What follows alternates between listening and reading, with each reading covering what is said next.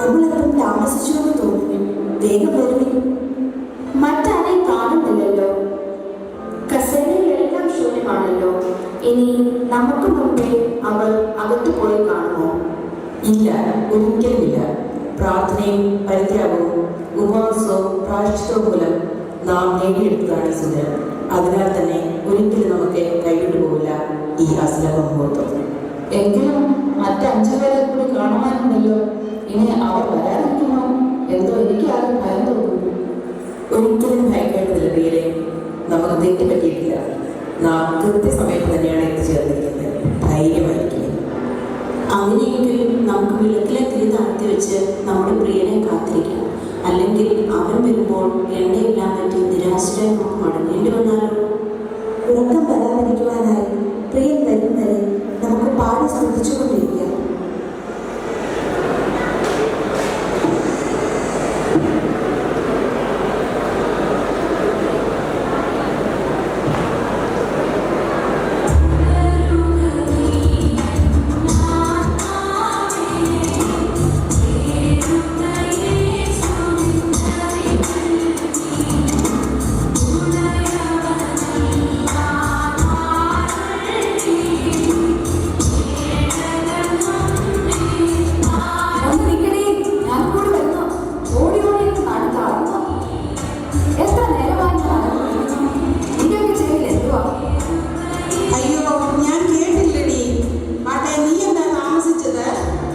ഓ, അതൊന്നും പറയാതിരിക്കുന്നതാ. ഇതെന്തുകൊണ്ടായത്? ഇന്നിവിടെ ഗാനങ്ങളേ ഉള്ളൂ. ഇതറിഞ്ഞിരുന്നെങ്കിൽ ഞാനൊരു കരോക്കെയൊക്കെ ആയിട്ട് വന്നേനെ. ശരി, അറിഞ്ഞില്ലല്ലോ. അവർ വലിയ മക്കളാണെന്ന് തോന്നുന്നു. കണ്ടില്ലേ, വെള്ള സാരിയും വെള്ള ബ്ലൗസും ഒക്കെ ആയിരിക്കും വന്നിരിക്കുന്നത്. അല്ലടി, നമ്മുടെ കൂടെ വരാമെന്ന് പറഞ്ഞിരുന്ന മറ്റു രണ്ടുപേരെ ഇനിയും കണ്ടില്ലല്ലോ. ആ പിന്നെ, എന്തായാലും നിന്റെ ഹസ്ബൻഡിന്റെ ജോലിക്കാര്യം വല്ലതും ശരിയായി? ഓ, ഒന്നും ആയില്ലെന്നെ. അങ്ങനെയാണെങ്കിൽ ജോലിക്ക് പോകാൻ ഒരു താല്പര്യമില്ല. ഏത് നേരവും ഒരു ഫോൺ എടുത്ത് വെച്ച് ഫേസ്ബുക്കോ വാട്സപ്പോ ചാറ്റിങ്ങും ഡൗൺലോഡിങ്ങും തന്നെ പണി. സത്യം പറഞ്ഞാൽ അതിയാ കാരണമാണ് ഞാൻ ഇങ്ങോട്ട് വരാൻ താമസിച്ചത് തന്നെ. അല്ലേ, ഈ ആണുങ്ങൾ ഇങ്ങനെ തുടങ്ങിയാൽ നമ്മൾ പെണ്ണുങ്ങൾ എന്ത് ചെയ്യും? നീ എന്തായാലും ഇത്രയും താമസിച്ചത്? ഓ, ലോങ് ഡേ കഴിഞ്ഞ് ഓടിപ്പിടഞ്ഞുള്ള വരവാടി. നഴ്സിംഗ് ഹോമിലെ ജോലിയെ കുറിച്ച് പ്രത്യേകം പറയേണ്ടതില്ലല്ലോ. നടു ഒടിയുന്ന പണി തന്നെ. വീട്ടിൽ വന്നാലോ വല്ല സ്വസ്ഥതയും കിട്ടുമോ? അവിടുത്തെ പണി, പിള്ളേരുടെ കാര്യവും ഒക്കെ കഴിഞ്ഞ് വരുമ്പോൾ ഒരു പവനായി പരുവമാകും. പിന്നെന്താ, എല്ലാം അങ്ങ് സഹിക്കുന്നു. അല്ലാതെ എന്ത് ചെയ്യാൻ? നാട്ടുകാരും വീട്ടുകാരും ഒക്കെ നോക്കുമ്പോൾ അവളങ്ങ് യുകെയില്ല. പൗണ്ട് വാരും.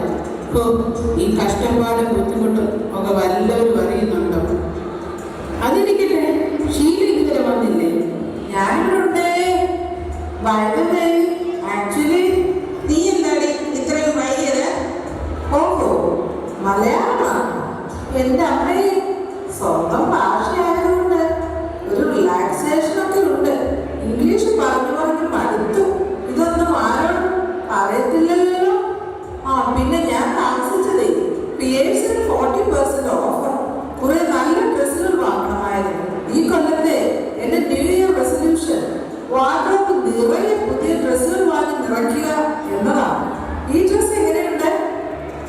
ഇപ്പോൾ വാങ്ങിച്ചോണ്ട് വരുന്ന വഴിയാണ്. ഷോപ്പിംഗ് കഴിഞ്ഞപ്പോൾ മൈക്രോഡ്സിൽ കയറി ഡിന്നർ കഴിച്ച് വീട്ടിലേക്ക് പോകുന്ന വഴിയിൽ പുള്ളിക്കാരൻ എന്നെ ഇവിടെ ഡ്രോപ്പ് ചെയ്തു. എനിക്കാണെങ്കിൽ ഓരോ ഡ്രസ്സിനും മാച്ച് ഓർണമെന്റ്സ് ഇല്ലെങ്കിൽ ഒരു റിലാക്സേഷനും ഇല്ല. നമ്മൾ എപ്പോഴും കംഫർട്ടബിൾ ആയിരിക്കണം. നോക്കി, ഇത് എങ്ങനെയുണ്ട്?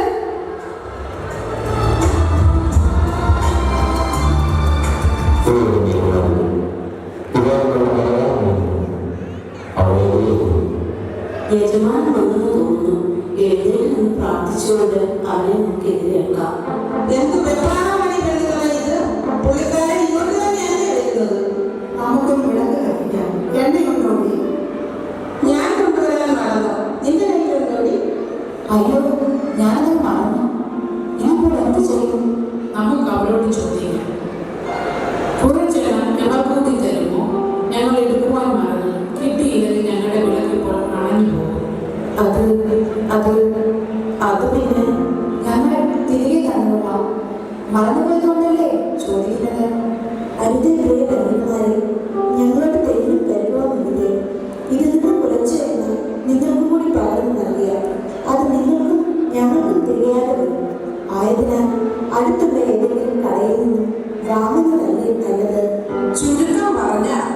നീ ഒന്നും ഞങ്ങൾക്ക് എണ്ണ തരില്ല.